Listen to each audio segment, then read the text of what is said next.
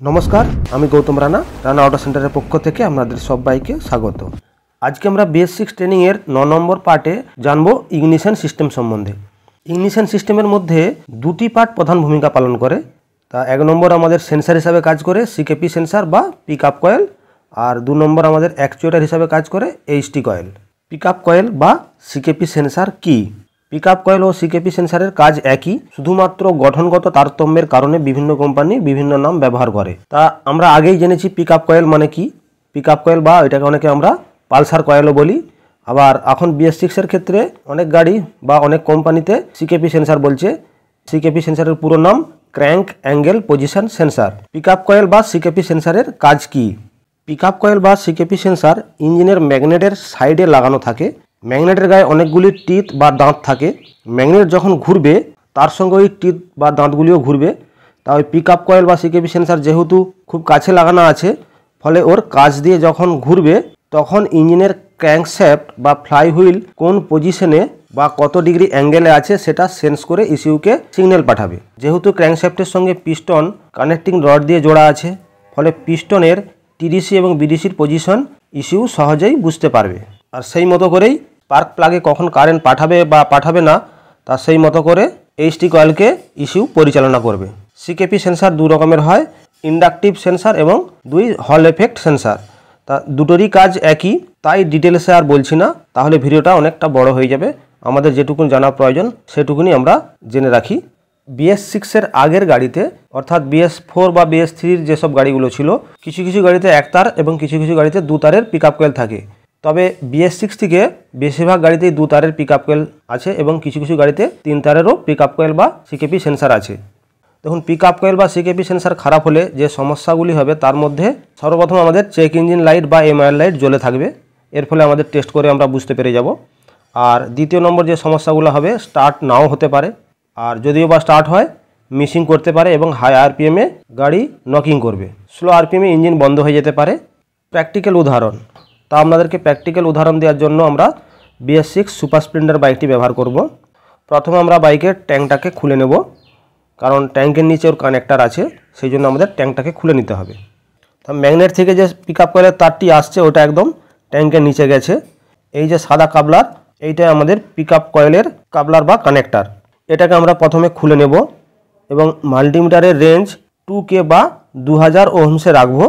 এরপর যে কাবলারটা আমাদের ম্যাগনেট থেকে উঠে এসছে, অর্থাৎ পিকআপ কয়েল থেকে যে তারটা আমাদের কানেকশন এসছে একদম ডাইরেক্ট, তার দুটো পিনে আমরা লাগাবো মাল্টিমিটারের দুটি প্রোব এবং এতে রিডিং দেখাচ্ছে আমাদের 241 ওহম। তা কোম্পানির নিয়ম অনুযায়ী থাকা উচিত 50 থেকে 280 ওহম। তা এক্ষেত্রে আমাদের পিকআপ কয়েল ঠিক আছে। এখানে যদি রিডিং আমাদের সঠিক না দেখায় তাহলে আমাদের পিকআপ কয়েলটি কিন্তু চেঞ্জ করতে হবে। আর যদি ঠিক থাকার পরেও কোনো প্রবলেম হয় তাহলে আমাদের ইস্যু থেকে পিকআপ কয়েল পর্যন্ত দুটি তারের কানেকশন ঠিক আছে কিনা সেটাও আমাদের চেক করে নিতে হবে। তাই এখন পর্যন্ত আমরা পিকআপ কয়েলের সম্বন্ধে জানলাম। এরপর আমরা এইচটি কয়েল সম্বন্ধে জানবো। প্রথমে আমরা জানি এইচটি কয়েল কি। দেখুন, এইচটি কয়েলের পুরো নাম হাই টেনশন কয়েল বা এটাকে অনেকে ইগনিশন কয়েলও বলে। লো ভোল্টেজের কারেন্টকে হাই ভোল্টেজে রূপান্তরিত করাই এইচটি কয়েলের কাজ। BS6-এ এইচটি কয়েলের কিছু পরিবর্তন হয়েছে। BS6-এর আগের বেশিরভাগ বাইকে এইচটি কয়েলের 12 ভোল্ট DC সাপ্লাইয়ের প্রয়োজন হতো না। ডাইরেক্ট CDI থেকে কারেন্ট আসতো, ওই কারেন্টকে এইচটি কয়েল হাই ভোল্টেজে রূপান্তরিত করে স্পার্ক প্লাগে পাঠাতো। কিন্তু এখন BS6-এর গাড়ির ক্ষেত্রে এইচটি কয়েলে কিন্তু আমাদের DC সাপ্লাই অর্থাৎ 12 ভোল্ট DC সাপ্লাইয়ের প্রয়োজন পড়ে। তা এইচটি কয়েল খারাপ হলে কী সমস্যা হবে? তা এইচটি কয়েল খারাপ হলেও মিটারের মধ্যে ইঞ্জিন চেক লাইট বা MIR লাইটটা কিন্তু জ্বলে থাকবে। তাছাড়া গাড়ি স্টার্ট নাও হতে পারে বা গাড়ি স্টার্টের প্রবলেম হবে। যদিও বা গাড়ি স্টার্ট হয় তাহলেও গাড়ি চালাতে গেলে গাড়ি মিসিং করবে এবং কালো ধোঁয়া বের হবে, মাইলেজ কমে যাবে এবং স্পার্ক প্লাগ তাড়াতাড়ি খারাপ হয়ে যেতে পারে। তা এইচটি কয়েলের মধ্যে আমাদের দু রকমের কানেকশান আছে। এক হচ্ছে আমাদের ইনপুট এবং আউটপুট। যে দুটো তারের মধ্যে আমাদের সাপ্লাই এইচটি কয়েল পর্যন্ত যায় ওটাকে আমরা ইনপুট বলি। ওই দুটি পয়েন্টের মধ্যে আমাদের প্রাইমারি কয়েল কানেকশান আছে, মানে ওটাকে প্রাইমারি ওয়াইন্ডিংও বলে। এবং যেটা থেকে আউটপুট হচ্ছে, অর্থাৎ যে তারটা থেকে আমাদের হাই ভোল্টেজের কারেন্ট স্পার্ক প্লাগে যাচ্ছে, তা ওইটা কিন্তু আলাদা কয়েল থাকে। তা ওই কয়েলটার নাম সেকেন্ডারি ওয়াইন্ডিং বা সেকেন্ডারি কয়েল। তা আমাদের এই প্রাইমারি এবং সেকেন্ডারি দুটোকেই চেক করতে হবে। প্রথমে আমরা প্রাইমারি চেক করব। তার জন্য আমরা মাল্টিমিটার 200 ওহমসে রাখবো। এরপর মাল্টিমিটারের দুটি প্রোব এইচটি কয়েলের যে দুটি ইনপুট আছে ওই ইনপুট বা প্রাইমারি কয়েলের দুটি পিনে আমরা লাগাবো। এতে রিডিং দেখাচ্ছে 2.3 ওহম। তা কোম্পানির নিয়ম অনুযায়ী থাকা উচিত 2.3 ±10%, মানে 2.07 থেকে 2.53। তাই এক্ষেত্রে আমাদের এইচটি কয়েলের প্রাইমারি কয়েলটা ঠিক আছে। এরপর আমরা সেকেন্ডারি কয়েলটা মাপবো। তার জন্য আমরা স্পার্ক প্লাগের ক্যাপটাকে খুলে নেব। এরপর মিটারের একটি প্রোব ওই স্পার্ক প্লাগ খুলে ওই যে মোটা তারটা আছে যেটা প্লাগে যাচ্ছে ওইখানে লাগাবো এবং আমরা মাল্টিমিটারের রেঞ্জ 20K বা 20,000 ওহমসে রাখবো। এবং মাল্টিমিটারের আরেকটি প্রোব আমাদের এইচটি কয়েলের যে কোনো দুটো পিনে, এইচটি কয়েলের যে ইনপুট পিন আছে তার মধ্যে যে কোনো একটাতে লাগাবো। লাগালে দেখাচ্ছে রিডিং 10.45।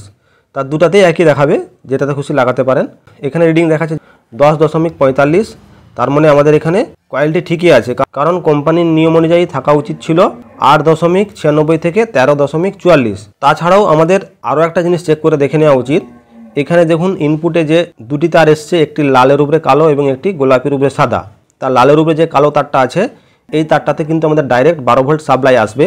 তা ওইটাও আমাদের চেক করে দেখে নেওয়া উচিত।